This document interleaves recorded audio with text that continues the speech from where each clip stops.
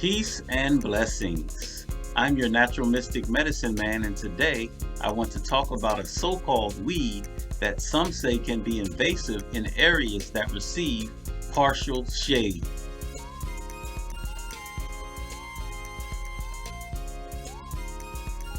Smartweed is anything but a weed. Smartweed tea can be used for internal as well as external health issues. The list of its health benefits is extensive.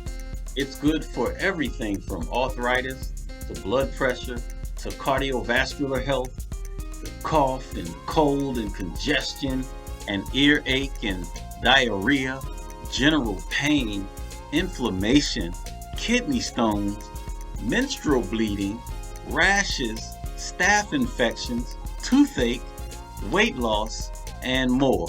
I've said it before and I'll say it again and again and again. Most plants are not weeds. Most people simply lack the knowledge of the purpose of the plants they are calling weeds.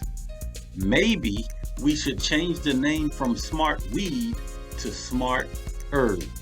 I'm your natural mystic medicine man reporting for Natural Medicine News. Peace and guidance.